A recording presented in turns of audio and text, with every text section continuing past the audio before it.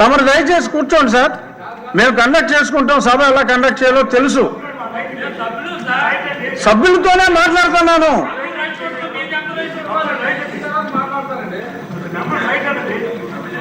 Question అవర్లో వెళ్తుంది.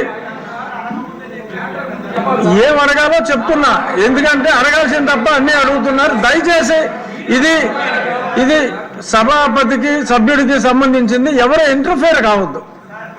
మా పని మమ్మల్ని చేయనివ్వండి, మాట్లాడండి. ఈ గాంజాని ఎలా నిరోధించాలి, గాంజా మీద ఉక్కు పదం ఎలా మోపాలి అనే దాని మీద చాలా సీరియస్గా డిస్కషన్ కూడా జరిగింది అధ్యక్ష. దీని మీద మన గవర్నమెంట్లోకి వచ్చిన వెంటనే, ఎన్డీఏ కూటమి గవర్నమెంట్ ఏర్పడిన వెంటనే ఫస్ట్ ఆఫ్ ఆల్ గౌరవ ముఖ్యమంత్రి గారు డిపార్ట్మెంట్ వాళ్ళందరితో కూడా కూర్చొని ఈ గాంజా ఎక్కువగా ఉండటం వల్ల లాస్ట్ గవర్నమెంట్లో ఈ గాంజా డ్రగ్స్ వినియోగం కానీ రవాణా కానీ విపరీతంగా అయిపోవటం, ఎక్కడైనా గాంజా దొరికినా డ్రగ్స్ దొరికినా దానికి సెంటర్ పాయింట్ ఆంధ్రప్రదేశ్ అవ్వడం లాస్ట్ గవర్నమెంట్లో మనం చూసాం.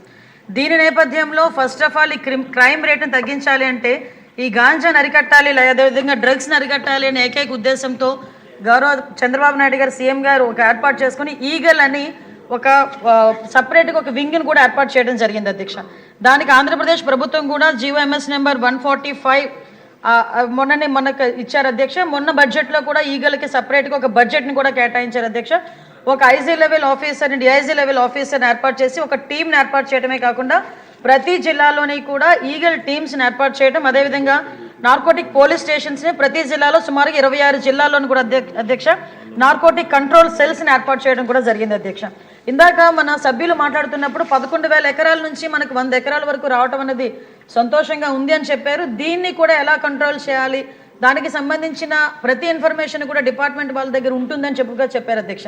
అది ఉండటానికి నిజంగా ఒక 20 హాట్స్పాట్లను కూడా ఈగల్ టీం అదేవిధంగా డిపార్ట్మెంట్ వాళ్ళందరూ కూడా ఐడెంటిఫై చేశారు అధ్యక్ష.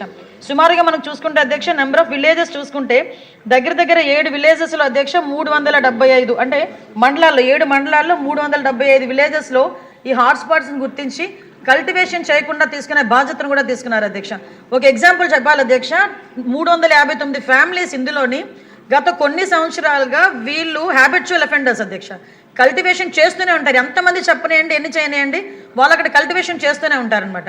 మన గవర్నమెంట్ వచ్చిన తర్వాత 359 ఫ్యామిలీస్ని కూడా ఐడెంటిఫై చేసి వాళ్ళకి ఆల్టర్నేట్ క్రాప్స్ ఇచ్చి ఈ సంవత్సరం ఒక ప్లాంట్ కూడా వేసుకునే పరిస్థితి లేకుండా వాళ్ళని మోటివేట్ చేసుకుని వాళ్ళు మన కంట్రోల్లో పెట్టుకునే పరిస్థితి వచ్చింది అధ్యక్ష. దీనికి చెప్పేది ఏంటంటే ఏ రకంగా తగ్గించారు 11,000 ఎకరాల నుంచి 100 ఎకరాల వరకు అని చెప్పడానికి ఇది ఒక ఎగ్జాంపుల్గా చెప్తున్నాం అధ్యక్ష. సుమారుగా ఈ గంజాయి సాగు చేసిన తర్వాత ట్రాన్స్పోర్టేషన్ కూడా చూసుకుంటే అధ్యక్ష మనకి మిగతా రాష్ట్రాల నుంచి ఈ మధ్య కాలంలో మనం గాంజా పట్టుకున్నాం అధ్యక్ష. దగ్గర 40,088 కిలోల గంజాయిని మనం పట్టుకున్నాం అధ్యక్ష. 564 వాహనాలను జప్తు చేయడం జరిగింది అధ్యక్ష.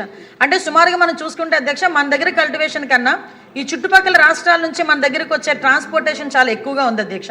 దీని నేపథ్యంలో ఇమీడియట్గా హోంశాఖ అదేవిధంగా ఈగల్ టీం వాళ్ళు కలిపి ఒక ఇంటర్ స్టేట్ కోఆర్డినేషన్ మీటింగ్ కూడా ఏర్పాటు చేసుకోవడానికి అదేవిధంగా ఒక సెల్ను కూడా ఏర్పాటు చేసుకోవడానికి కూడా నిర్ణయించుకున్నాం అధ్యక్ష. దాని మీద ఆల్రెడీ స్టేట్ లెవెల్ కమిటీ కూడా ఒకటి ఫామ్ అయింది అధ్యక్ష.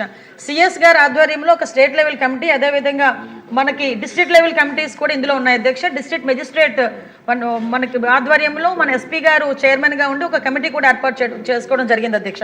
అంటే ఇవే కాకుండా అధ్యక్ష సుమారుగా ఇప్పుడు ఇందాక మన రెడ్డప్ప మాధవి గారు అదేవిధంగా మన గల్లా మాధవి గారు చెప్పినప్పుడు ఏదైతే స్కూల్స్లోని ఎక్కువగా ఈ గాంజాయి అన్నది వినియోగం ఎక్కువగా అయింది, ఈ గాంజా కూడా విపరీతంగా మార్పు చెందింది అధ్యక్ష. గాంజాలో కూడా డ్రై గాంజా అని లిక్విడ్ గాంజా అని వీళ్ళు కొంత గాంజా పర్సెంటేజ్ ఇప్పుడు ఏదైతే నాకు మొన్న ఒక టీచర్ కూడా ఒక గ్లూకి సంబంధించిన ఒక ఫోటో పెట్టారు అధ్యక్ష.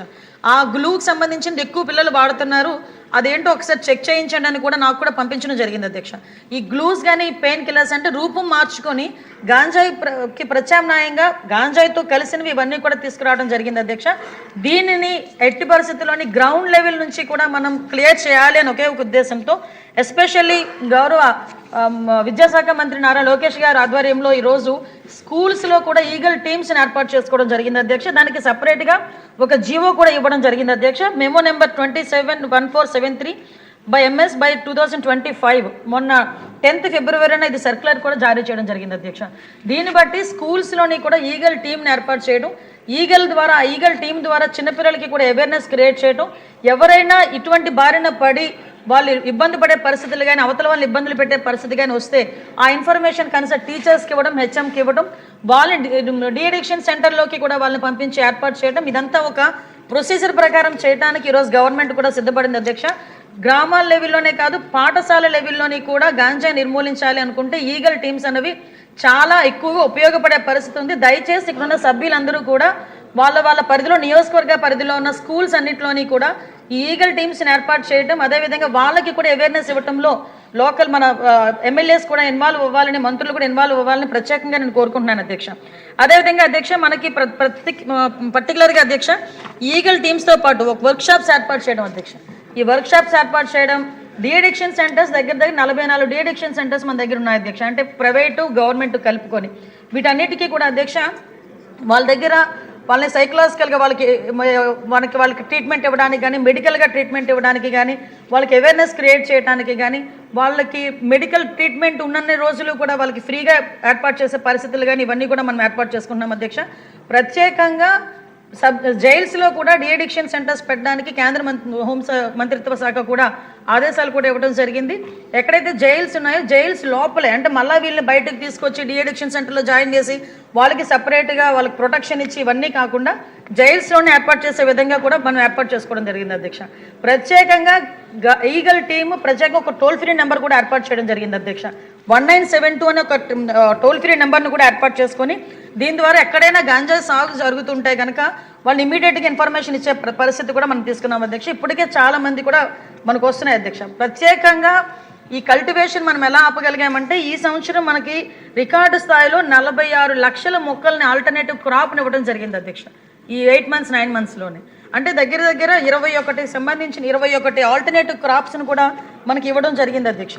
అంటే దీని ద్వారా కల్టివేషన్ తగ్గించడం, ముఖ్యంగా కేంద్ర హోంమంత్రిత్వ శాఖ కానీ, రాష్ట్ర హోంమంత్రిత్వ శాఖ కానీ ప్రత్యేకంగా దృష్టి పెట్టి, గౌరవ సీఎం గారు దీని మీద ప్రత్యేకంగా దృష్టి పెట్టి క్రైమ్ రేటు తగ్గాలి అంటే కనుక కంపల్సరీగా గంజాయి డ్రగ్స్ వినియోగం తగ్గాలి అని, ఉక్కుపాదం మోపాలని ప్రత్యేకంగా వీళ్ళకి సీసీటీవీ ఫుటేజెస్, సీసీటీవీస్, అదేవిధంగా డ్రోన్స్ అధ్యక్ష.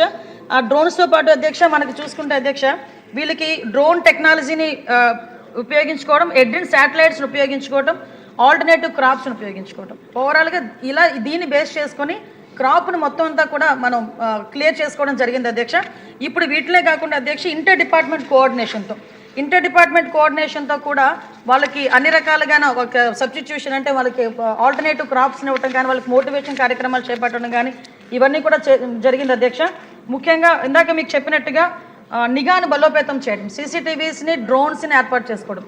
ఇందాక మన సభ్యులు చెప్పారు బహిరంగ ప్రదేశాల్లో గాంజాయి తీసుకోవటం, అదేవిధంగా మనకి స్కూల్స్లోని గాంజాయి తీసుకోవటం, ఇవన్నిటికీ అధ్యక్ష కేంద్ర మంత్రిత్వ శాఖలో నిదాన్ అని చెప్పేసి ఒక ఉంది, పోర్టల్ ఉంది అధ్యక్ష.